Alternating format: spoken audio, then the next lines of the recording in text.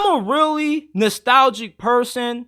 And with me being 22 years old, having experienced the whole entire 2010s decade of the NFL, I want to take a moment to reminisce on some guys that had some good seasons, but then they fell off out of nowhere. I want to give you guys my list of the NFL's biggest fall-offs from the 2010s.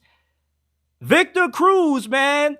A lot of you guys should remember Victor Cruz, his second year with the New York Giants. He broke out. He had 1,500 receiving yards. He had us all doing the salsa. Don't act like you wasn't cracking the salsa when Victor Cruz was starting to bring it to the NFL and he somewhat popularized it. And he was a really big contributor to the New York Giants during that 2011 Super Bowl run that they had. And then in year two, he kind of declined a little bit, but he still looked really good, you know.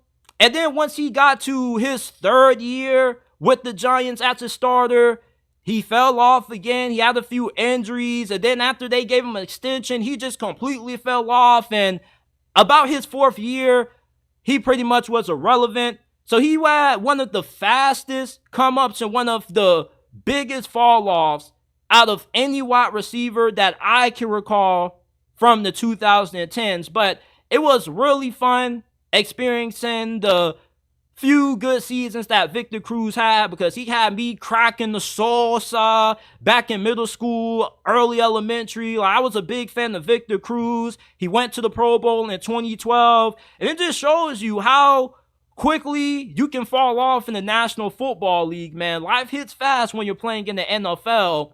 What about Julius Thomas, though? Y'all remember this dude when Peyton Manning arrived in Denver and all of a sudden this dude started looking like one of the best tight ends in the NFL? Peyton Manning had this dude looking like an absolute stud. He went to the Pro Bowl 2 times with the Broncos, and then all of a sudden he ended up leaving for the Jacksonville Jaguars in free agency, and he was still decent, but he wasn't as good in Jacksonville as he was when he was playing with Peyton Manning. And then every year since he left Denver, his play just got worse and worse, and he ended his career playing for the Miami Dolphins. And, it was a point where most of us thought that he was going to be one of the best tight ends of this generation. With how fast he started to come up, because he was coming out of Portland State. He didn't really have a lot of hype coming out of the draft. And when Peyton Manning got there and turned this dude into a Pro Bowler, it kind of was one of the biggest surprises in the National Football League. And he was one of the biggest stories of the league his first breakout season playing with Peyton.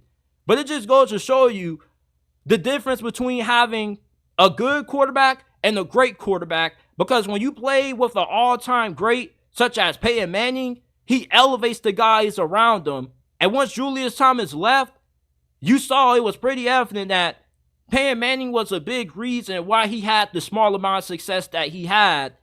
Jordan Howard, you talk about somebody who had a fall from grace. His first 2 years in the game or in the league, he was killing it. I remember I had him in my fantasy league for his rookie season and his second season. He was going off. His rookie season, I believe he had like 1,300 yards. His second season, his play kind of went down a little bit, but he still had a fantastic year too. He had 1,100 yards on the ground, but then he had 900 rushing yards his third season, and it just seemed like the longer Jordan Howard stayed in the league, the worse he got, to the point where he ended up being on the Philadelphia Eagles, and he looked like a shadow of himself.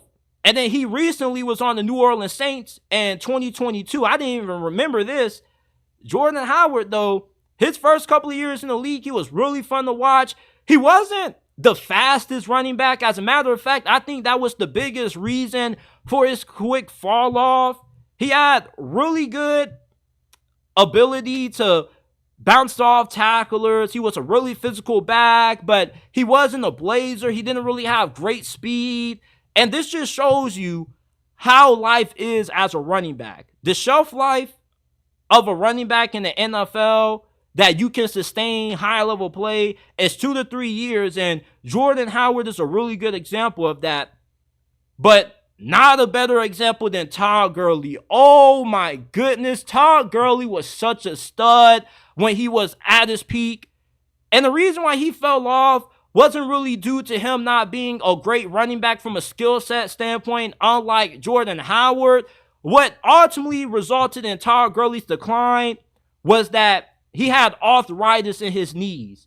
And the Rams didn't end up knowing that until after they gave him that big-time contract extension. But before he ended up suffering from that arthritis, this dude was leading the NFL and rushing touchdowns. He was a force in the pass game as well. He was just an all-around, do-it-all back for the LA Rams. When he first broke onto the scene, he won Offensive Rookie of the Year. And I remember having him on my fantasy team his rookie season because I remember when he was going off, when he was playing for Georgia. Do you guys remember Georgia had Todd Gurley and Nick Chubb in the same backfield? That's a story for another day, but Todd Gurley was such a stud early on into his career, and then he had a sophomore slump, but then when Sean McVay came, he revitalized Todd Gurley. He ended up winning Offensive Player of the Year in 2017. He was a 2-time All-Pro, 3-time Pro Bowler. Todd Gurley had one of the saddest downfalls in NFL history.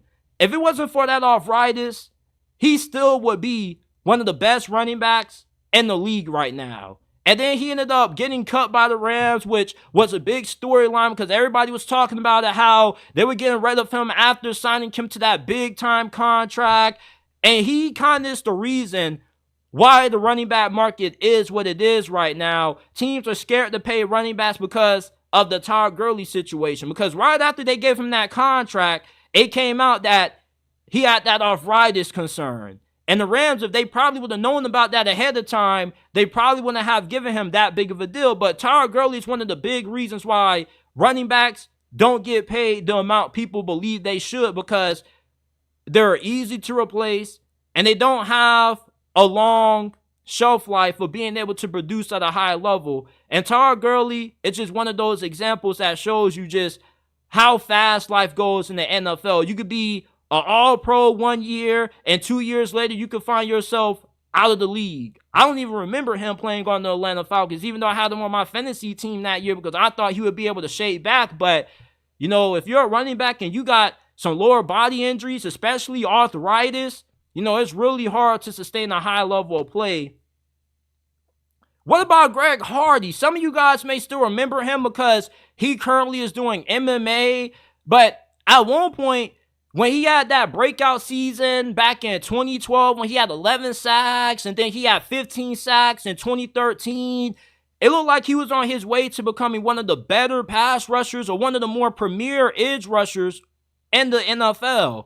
But then in the offseason of 2014, he got into an altercation with his girlfriend. He ended up getting charged for assault, but he ended up getting it taking off his criminal record, but the NFL did their own private investigation and he got an eventual 10-game suspension. It just was really sad seeing the downfall of Greg Hardy. And then, oddly enough, when he got back into the league, guess who ended up signing him? Of course, America's team, the Dallas Cowboys. And you guys know how the Dallas Cowboys have a knack for signing these great locker room guys. But Greg Hardy, though, you know, I thought that this dude was going to be one of the better defensive ends in the league. I was always scared anytime I saw this dude pop up on screen because he had the crazy eye paint. He had like the gladiator warrior-like eye paint on one of his eyes. And he just looked like a really mean, tough guy that you didn't want to get on his bad side with. And with him being MMA now, you know, he recently got knocked out, but he definitely is a good fit in the MMA, but I remember him more for his time with the Carolina Panthers. He had over 40 sacks, 53 tackles for loss in his career, and he only had 2 good years of high-level play. Brandon Boykin. Now, I know most of you guys probably don't remember who the hell this dude is, but as a Steelers fan, I was really excited when we acquired him in the trade from the Philadelphia Eagles. He had a breakout season in 2013 when he had 6 interceptions, 17 pass deflections, and he was on his way to becoming one of the best cornerbacks in the game until all of a sudden he just fell off out of nowhere, man. In 2014, he had a down year. Then he gets traded to Pittsburgh, and I'm expecting him to end up having a big impact on the Steelers' defense that year. And he didn't really get any playing time until 10 weeks in, only because of the injuries that the Steelers had to deal with at cornerback. And then after the season was over, we didn't hear from this dude again. And I was always fascinated with the mystery of what happened to Brandon Boykin.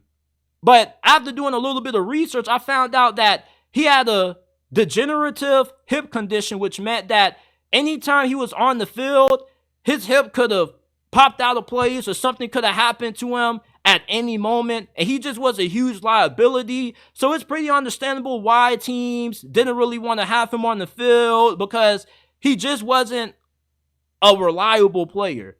And you got to think that degenerative hip condition definitely played a huge part in his fall off. He did have some injuries that he had to deal with as well outside of the hip condition. And he bounced around on a couple of teams, but he never really appeared in any game prior to, or after 2015. It's just the whole career arc of Brandon Boykin definitely was really mysterious to me.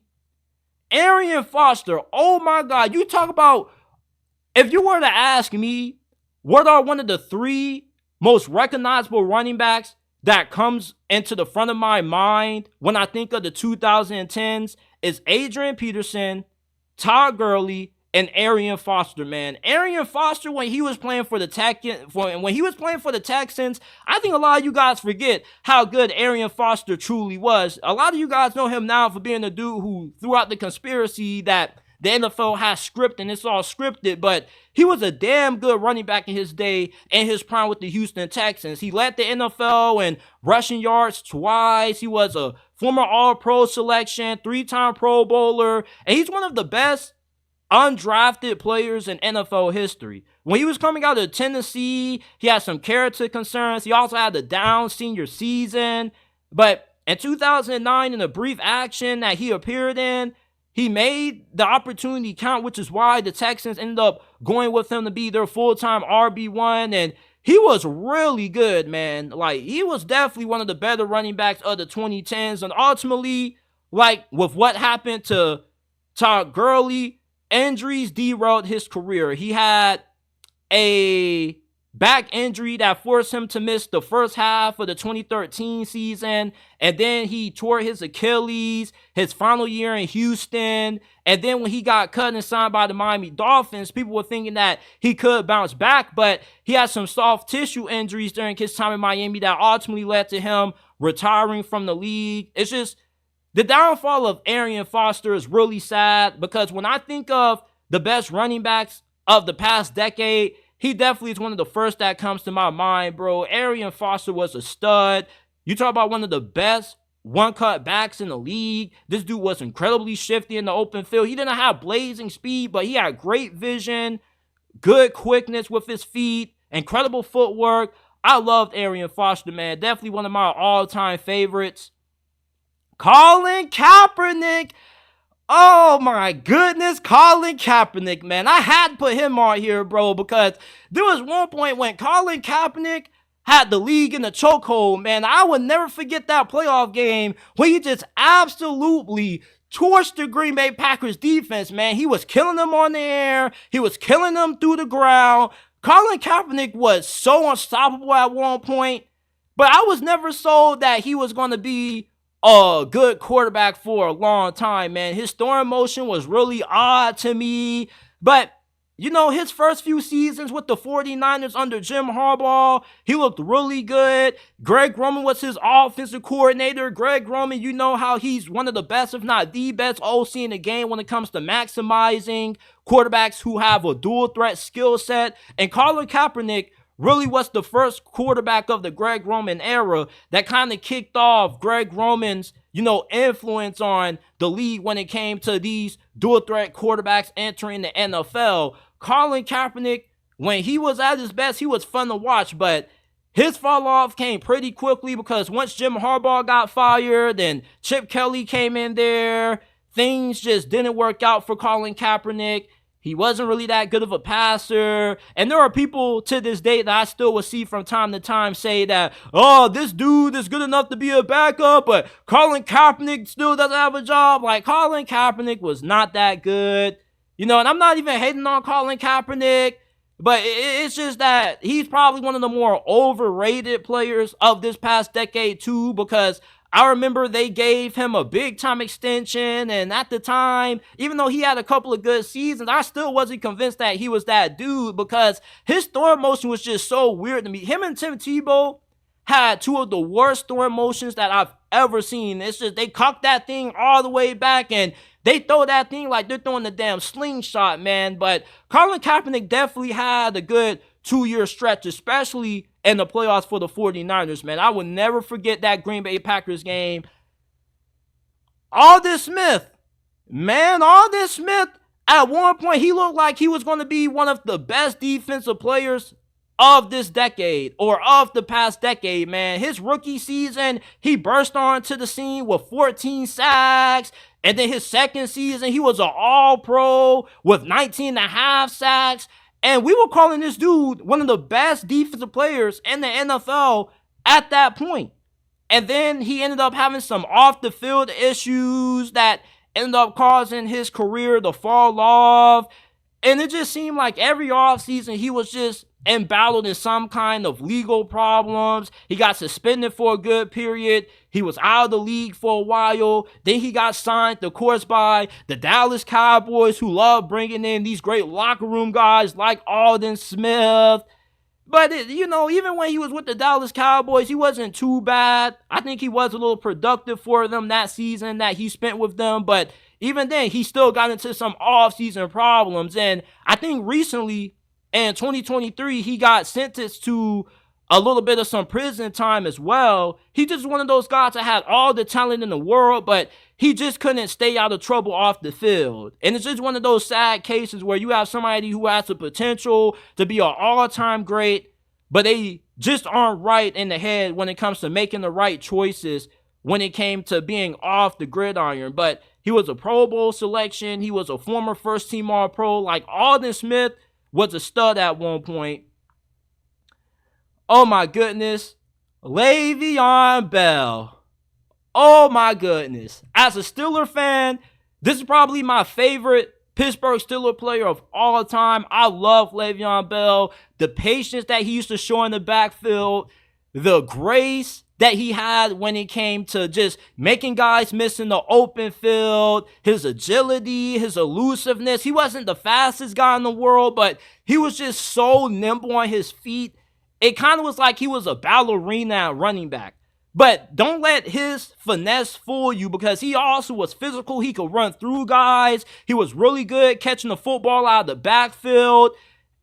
And I think that he gets a bad rep from Steeler fans. Steeler fans make it seem like this guy was a locker room issue like Antonio Brown was. He was not a locker room issue. Like, from what I recall, the only incident that LeVeon Bell got in trouble off the field was when him and LeGarrette Blount got caught smoking some weed, and that's when Stephen A. Smith had his famous "stay off the weed" rant. But outside of that, LeVeon Bell was a really good and very well-liked guy in the locker room. The only issue with him is that he wanted his bag, and I would never get upset with a player for wanting to get paid what he feels he deserves. But ultimately, that was a really bad decision on his part, leaving Pittsburgh to chase the bag in New York, when the offer that he got with the Jets wasn't really that different from the offer that he got with the Pittsburgh Steelers. Now, they try to say that the Jets gave him more guaranteed money, but I knew as soon as he left Pittsburgh, it was a big mistake. And I even got a video about it. If you guys go through my playlist and you guys go back to 2017, 2018, you will see the video that I have when I call LeVeon Bell overrated. Because although LeVeon Bell was a really talented back, he also greatly benefited from the Steelers having a very good offensive line. You had Pouncey, you had Ramon Foster. Like, the Steelers' offensive line was a top 5 unit at one point, and that also was a reason why LeVeon Bell was as good as a back as what he was. And with him going to the New York Jets,